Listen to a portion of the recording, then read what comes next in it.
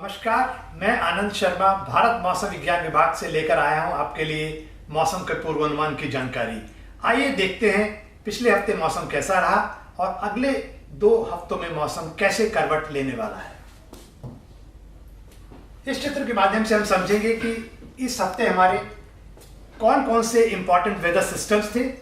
जैसा कि आप देख रहे हैं, पहला वेदर सिस्टम हम बात करें तो हमारे मानसून ट्रफ है, जो कि उसका आप खास कर देख रहे हैं पूर्वी हिस्सा जो है वो हिमालय की तलहटी की ओर है। वहीं एक सर्कुलेशन आपका बना हुआ है और यहाँ पर, और दूसरा सर्कुलेशन आपके देख रखे उत्तर पूर्वी इलाकों में। एक सर्कुलेशन आपको गुजरात के आसपास भी दिखाई दे रहा है।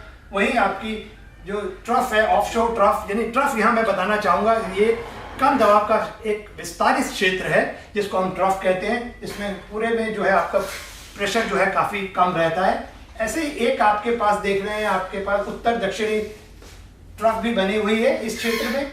और साथ में जो 2 मुख्य बातें आपको सामने दिखाई दे रही हैं यहाँ पर, कि बंगाल की खाड़ी से नमी वाली दक्षिणी हवाएं जो हैं खासकर उत्तर पूर्वी इलाकों की ओर बढ़ रही थी और यहाँ पर ये जाके जिसे कहते हैं हम लोग कन्वर्ज हुई। और खासकर जो यहाँ की जो भौगोलिक संरचना जिस तरह की है, ये नमी वाली हवाएं वहां जाके फंस जाती हैं और ज्यादा से ज्यादा पानी अपना उस इलाकों में बरसाती हैं और वही मुख्य कारण रहा यहाँ पे ज्यादा वर्षा का। वही बात करें तो अरब सागर से, तो यहाँ पर भी हमें देखने को मिल रहा है कि जो दक्षिणी हवाएं और दक्षिणी पश्चिमी हवाएं थी, ये नमी लेकर आई हमारे उत्तर भारत पश्चिम भारत की तरफ। और उसके साथ साथ हमारे पास एक पश्चिमी जो वेस्टर्ली ट्रफ है वो भी मौजूद थी हमारी मिड ट्रोपोस्फेरिक लेवल में, यानी कि जो हमारा जो वायुमंडल का निचली जो लेयर होती है ट्रोपोस्फेयर, उसमें करीब करीब 6 किलोमीटर के आसपास ये स्थित था।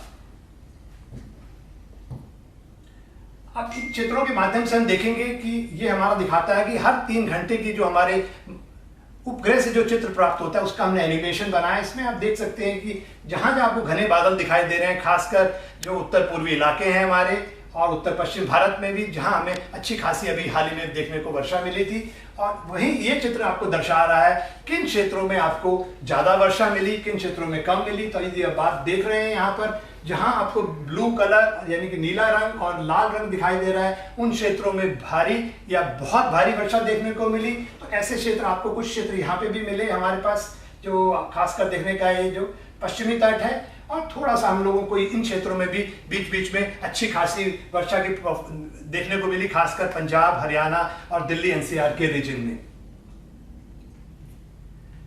अब इस चित्र के माध्यम से हम देखेंगे कि हमारा जो वर्षा किस तरह से हमारी विस्तृत रही। यदि हम बात करें 9 जुलाई से लेकर 15 जुलाई का, यदि हम पूरे देश भर का नक्शे में देखें तो आप पाएंगे कि काफ़ी सारे हमारे क्षेत्र हैं। खासकर जो राजस्थान का क्षेत्र आ गया, उसमें हमारा जम्मू कश्मीर है, हिमाचल प्रदेश है, पश्चिमी यूपी, उत्तराखंड, दिल्ली, पूर्वी मध्य प्रदेश, छत्तीसगढ़ और वहीं दक्षिण ध्रुवी कर्नाटका, जहाँ पे वर्षा सामान्य से कम रही।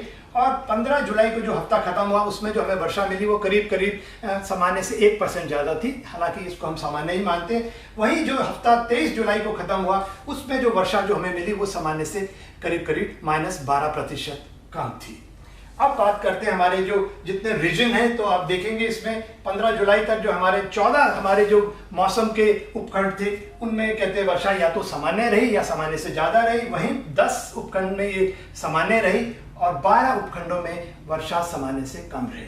जब हम आते दूसरे यानी 23 जुलाई को जो हफ्ता खत्म हुआ तो थोड़ा सा इसमें चेंजेस आए हैं, यानी कि जो 12 उपखंड थे जिनमें पहले कमी थी, अब वो बढ़ के 14 हो चुके हैं। इस चित्र के माध्यम से हम देख रहे हैं कि 1 जून से लेकर अभी हमारे पास कहते हैं पूरे देश भर में कितनी वर्षा मिली है। तो आप देखेंगे 23 जुलाई तक जो हमें वर्षा पूरे देश भर में मिली है वो करीब करीब 388.6 मिलीमीटर मिली है, और जो सामान्य तक 366 मिलीमीटर होनी चाहिए, जो कि सामान्य से 6% ज्यादा है। ज्यादातर सभी क्षेत्रों में वर्षा सामान्य से मिली है, ज्यादा मिली है, सिर्फ उत्तर पश्चिम भारत को छोड़ दें जहां की वर्षा करीब करीब 16% सामान्य से कम रही।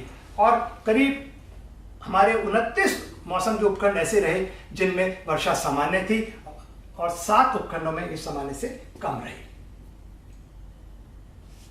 अब बात करते हैं आज के वेदर सिस्टम्स के बारे में। तो आप देखेंगे कि जो हमारा मॉनसून ट्रफ है खासकर उसका जो पश्चिमी हिस्सा है वो आपके हिमालय की तलहटी की ओर है, वहीं जो पूर्वी हिस्सा है जो है थोड़ा सामान्य से नीचे है। और एक सर्कुलेशन आपके बांग्लादेश के आसपास बना हुआ है जो कि अब कल तक उसमें जो है वो बिल्कुल कमजोर पड़ जाएगा। और एक सर्कुलेशन आप नीचे भी देख रहे हैं अरब सागर में, पर कोई इसको ज़्यादा इंपॉर्टेंट नहीं है। और मॉनसून एक ट्रफ इन वेस्टर्ली भी आपको दिखाई दे रही है जो वो भी कमजोर पड़ चुकी है और अब ये आगे को बढ़ के खत्म हो जाने वाली है। अब बात करते हैं अगले एक हफ्ते के वर्षा के पूर्वानुमान की।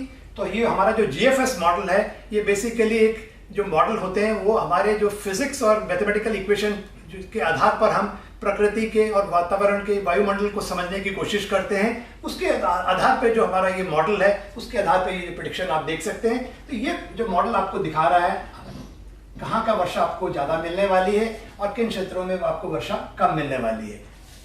अब बात करते हैं हमारे अगले 2 हफ्तों के मौसम के पूर्वानुमान की। तो इस क्षेत्र में आप देख ही रहे हैं कि पहले हफ्ते में आपको कुछ वर्षा की बढ़ोतरी दिखाई दे रही है, खासकर उत्तर पूर्वी इलाकों में, और थोड़ी बहुत वर्षा जो है उत्तर पश्चिम भारत के इलाकों में भी मिल सकती है।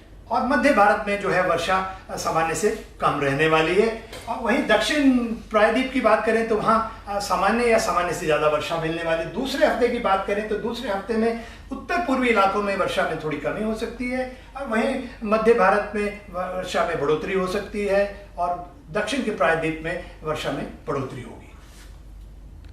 अब बात करते हैं अगले 2 हफ्तों के मौसम के पूर्वानुमान की समरी के बारे में। तो पहला जो मुख्य बिंदु उभर के आता है वो है कि अगले 1 हफ्ते में बंगाल की खाड़ी में कोई भी कम दबाव का क्षेत्र नहीं बनने वाला है। और वहीं बात करें हमारी जो मॉनसून ट्रफ की, तो मॉनसून ट्रफ जो इस फिलहाल जो है उसका पश्चिमी हिस्सा जो है हिमालय की तलहटी की ओर है और वहीं पूर्वी हिस्सा जो है सामान्य है। मगर आगे जैसे हम बढ़ेंगे तो 25-26 के आसपास जो है ये जो मॉनसून ट्रफ है उसमें फ्लक्चुएशन होगा और उसका जो पूर्वी हिस्सा है वो हिमालय की तलहटी में चला जाएगा, वहीं पश्चिमी हिस्सा जो है वो अपनी सामान्य स्थिति में आ जाएगा। जब ऐसा होता है तो उसके चलते जो है आपके उत्तर पूर्वी इलाकों में एक बार फिर वर्षा, मूसलाधार वर्षा मिलने वाली है। यानी कि उत्तर पूर्वी इलाकों में खासकर 26 से 29 के बीच में फिर बाढ़ की संभावना बनेगी। कोई राहत नहीं मिलने वाली है, बाढ़ होगी, भूस्खलन फिर मिलने वाला है। तो इसलिए लोगों को सावधानी बरतनी होगी और नदी नालों और निचले इलाकों से दूर रहना होगा। वहीं आप बात करें हमारे कहते हैं मध्य भारत की, तो मध्य भारत में खासकर जो है आपका कहते हैं मध्य प्रदेश, छत्तीसगढ़, झारखंड, पूर्वी राजस्थान, उड़ीसा, इन क्षेत्रों में वर्षा सामान्य से कम रहने वाली है। यानी कि यहाँ जैसा कि हमने पिछले सप्ताह भी पूर्वानुमान दिया था कि खासकर जो है आपके पूर्वी मध्य प्रदेश और जो पूर्वी मध्य भारत है वहाँ वर्षा सामान्य से कम रहने वाली है। किसानों के लिए थोड़ी समस्या हो सकती है यहाँ पर। हालांकि आज कुछ थोड़ी उस इलाकों में कुछ वर्षा जरूर मिली है। वहीं आपके कहते हैं बात करें दूसरे हफ्ते की, तो दूसरे हफ्ते में आप ये देखने को मिलेगा आपको कि जो हमारा मध्य भारत है वहाँ कुछ अच्छे संकेत मिल रहे हैं, वर्षा में बढ़ोतरी होगी। और उसके साथ साथ हमारा कहते हैं दूसरे हफ्ते में हमारी वर्षा मिलने वाली है खासकर मध्य भारत के लिए। और जहां तक सवाल है उत्तर पूर्वी इलाकों का, तो वहां पे वर्षा में कमी आएगी। और इसके पीछे जो मुख्य कारण रहेगा वो रहेगा बंगाल की खाड़ी में कम दबाव का क्षेत्र बन सकता है, जिसके चलते जो है हमारी जो मानसून की ट्रफ जो है पहले हफ्ते में जो तलहटी की ओर चली जाएगी वो नीचे की तरफ आएगी और मानसून जो ट्रफ होगा अपनी सामान्य पोजीशन में अपने आप को स्थापित कर लेगा और साथ साथ सक्रिय भी रहेगा। तो उसके चलते मध्य भारत के लिए एक अच्छा संकेत है। और वहीं हमारे जब बात करें तो उत्तर पूर्वी इलाकों में तो उसको भी हम अच्छा मानेंगे कि क्योंकि लगातार जो वर्षा का दौर वहां चल रहा था उसमें भी कमी आएगी, तो शायद उन इलाकों को राहत मिलेगी। धन्यवाद, आज के लिए बस इतना ही। अगले हफ्ते फिर मिलेंगे नए मॉनसून अपडेट के साथ। नमस्कार।